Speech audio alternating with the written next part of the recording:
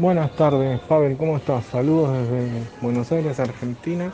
Quería que nos cuentes un poco a la audiencia de Todo Poder, cómo empezó tu relación con el cómic, tus, tus primeras influencias, tus inicios. Bueno, pues mi nombre es Pavel Ortega, soy de la ciudad de Jalapa, Veracruz, México. Es provincia en el estado de Veracruz. Y el primer acercamiento con los cómics ocurre a través de las tiras cómicas de Kino, precisamente del paisano de ustedes. Kino llegó a mi vida en un libro de 10 años con Mafalda, editado por Editorial Lumen. Y a partir de ahí pues comenzó la obsesión por el dibujo y mucho de lo que aprendí, porque yo no estudié artes plásticas, lo aprendí mirando justamente ese libro. Luego, en el año 99, 98, llego a la ciudad de Barcelona y descubro en el Salón del Cómic el área de fanzines. Y después de haber intentado ser publicado por alguna editorial, cosa que no ocurrió y sigue sin ocurrir, encontré en esta área gente que se autopublicaba y ahí comenzó precisamente mi andadura autopublicándome precisamente. Sabemos que has tenido relación con la ciudad de Barcelona, que has vivido ahí unos años.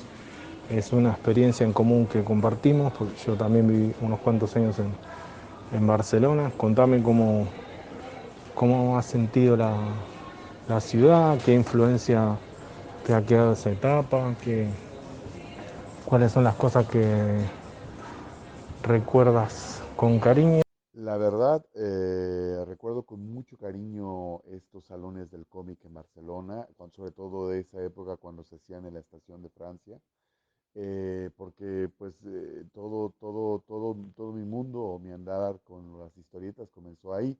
En algún momento uno de mis fanzines acabó en manos de una editorial muy humilde de Granada, llamada, bueno, se sigue llamando El Batracio Amarillo, y publicó mi primer monográfico con mi primer personaje. Tuve un fanzine durante casi 10 años que se llamaba Polen, y ahí apareció mi primer personaje que se llamaba el señor K. El señor K no lo entendieron mucho en México porque era una especie como de réplica a Maus de Art Spiegelman, en el cual el protagonista era un hombre gato que era piloto de guerra y que era nazi, ¿no? Entonces, fue muy difícil colocar esos libros. Se imprimieron 3.000, pero actualmente es de culto, es muy difícil conseguirlo. Reimprimirlo sería una locura porque son casi 400 páginas, pero recogen casi todo mi trabajo en esa época en Barcelona. Ya aquí en México, en el 2015, gano el premio de novela gráfica convocado por la UAP, es el único premio que he ganado en mi vida. Y fueron muy pocos ejemplares los que me dieron de premio además. Pero bueno, sirvieron para que Editorial La Cifra lo colocara en diferentes lugares y se editó esta versión del Principito que hice en el 2015 y que es muy interesante porque es un trabajo que no tiene bocadillos o como llaman globos de diálogo, es todo mudo y es una versión, o sea, no es una adaptación del cómic en sí. eh, ¿Cuáles son tus trabajos en el medio que podrías enumerar? Sé que estabas haciendo algunas tiras que publicás en Danca Comics en su perfil de Facebook.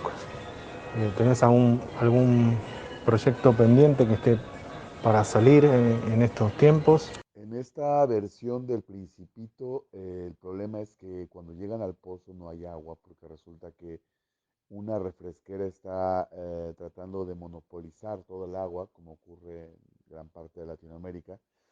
Y bueno, tiene un desenlace bastante trágico, como el libro un poco también.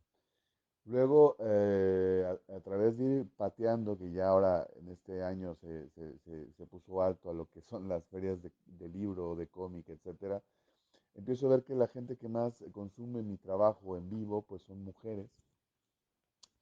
Y además tenía ganas de hacer una serie, una serialización de novelas gráficas, que en México pues ya es totalmente, y ahora que lo he hecho entiendo por qué no se suele hacer mucho, pero bueno, quise arriesgarme y hice una serie de novelas gráficas con un personaje que se llama Danka. Danka es una chica que vive en un pueblo que que está a medio camino entre Jalapa, mi ciudad, y Barcelona, se llama Matagats, que en catalán pues ya sabes qué quiere decir. Y esta chica pues forma una banda de rock que se llama Las Ultraperras y bueno, empiezan a pasar muchas cosas ahí que tienen, en cada número trato de hablar de cosas diferentes. Por ejemplo, en el primero hablo de los desaparecidos, en el segundo de las elecciones, porque justo coincidía con las elecciones presidenciales de México. El tercero, pues sobre lo que es crecer. Y el cuarto, que es hasta donde me quedé y probablemente me quedar un buen rato por esto de la pandemia, no porque no pueda producir, sino simplemente porque no puedo salir a vender. Trata precisamente sobre la gentrificación, el hecho de que se empiezan a perder espacios, lugares, negocios de antaño en favor de los grandes consorcios, ¿no? Que no sé si en Argentina existan, pero aquí en México lo están arrasando todo, ¿no? Bueno, siempre preguntamos en una parte con qué música trabaja el artista, si es que usa música para trabajar.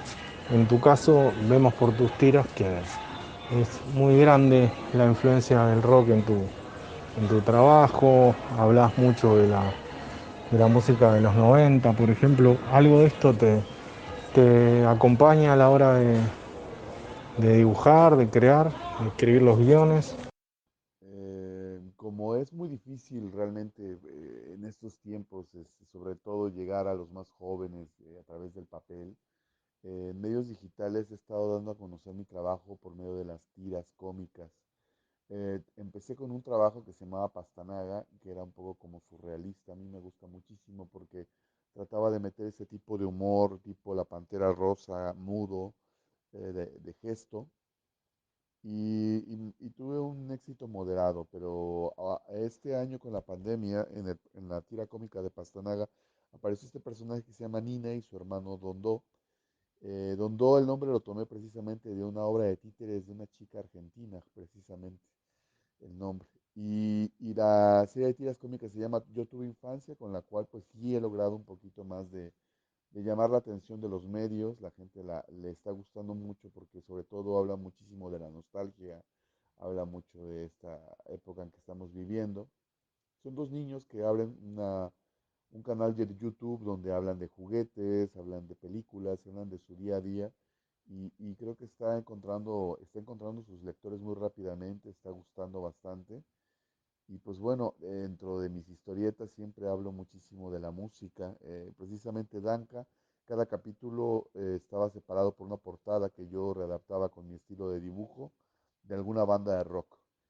Por ejemplo, casi los dos primeros estaba casi monopolizado por David Bowie, pero a Nina, que es la protagonista, yo tuve infancia, quise como darle ese background del grupo. Y de hecho es el personaje que creo que se más se me parece en la forma de ser, que le gusta mucho la banda de rock Nirvana. De hecho, en mi faceta como titiritero tuve un espectáculo que estaba basado justamente en la banda de rock Nirvana, de grunge. Y creo que es muy generacional porque obviamente al ser adolescente en los noventas, pues indudablemente Nirvana es todo un referente, ¿no? A nivel de cine y series, ¿qué estás mirando ahora? ¿Qué te llamó la atención? ¿Qué nos podrías contar? En cuanto a series, la verdad es que veo muy poco. O sea, yo por ejemplo en mi casa no tengo internet. Básicamente trabajo mucho en un café que está cerca de mi casa, en el cual pues aprovecho para subir las tiras, para bajarme alguna película. Suelo revisitar muchísimo todo el cine de los ochentas, porque pues, es el cine de mi infancia. Un poco sí vi obviamente Stranger Things, porque pues te toma mucho, mucho de todo ese cine que yo vi de niño, Los Goonies, Cuenta conmigo, Volver al Futuro, Alien, bueno, mil cosas, ¿no? Y estoy como muy, muy enamorado de esa época, de ese cine, porque obviamente me remite mucho a mi niñez, a las matinés, a ir en la mañana a ver qué te ibas a encontrar en el cine, porque era barato y se podía y había permanencia voluntaria aún. Y ahora eso, yo creo que los chicos de ahora ni siquiera saben qué significa eso de permanencia voluntaria, de que te quedabas en el cine, veías dos o tres o cuatro películas, o varias veces la misma también. Eh, y pues bueno, eso es lo que por lo regular veo, o sea, no veo mucho en general. ¿Hay algún artista mexicano contemporáneo de cómic que te gustaría recomendar para que conozcamos, para que conozca la audiencia? En cuanto a mexicanos, realmente es un país, México, que en los años 70 y todavía se valora mucho esa época de los años 30, 40, hasta los 70, pues era muy, muy de melodrama. Nosotros no tuvimos un Oestergil o un Breccia, o etcétera. Entonces, realmente de esa etapa, pues nada, no me gusta casi nada, pero es parte de nuestra historia. Últimamente, muchos autores, pues como casi todos los países de Latinoamérica, pues han tenido que abrirse paso en el extranjero, por desgracia. Y entre ellos yo recomendaría muchísimo el trabajo de Tony Sandoval, creo que es mundialmente conocido. En Barcelona era muy fácil encontrar sus libros, en México fíjate que no tanto, porque él creo que radica en París, bueno, hasta donde me quedé estaba en París o en Berlín. Y Tony Sandoval tiene un trabajo bastante interesante. Yo creo que hay que seguirlo muy de cerca.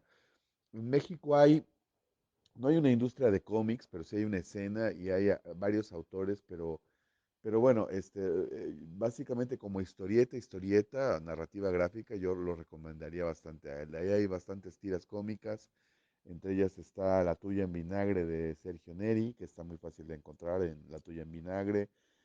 También a Alejandra Elena Gámez con The Mountain with Thieves.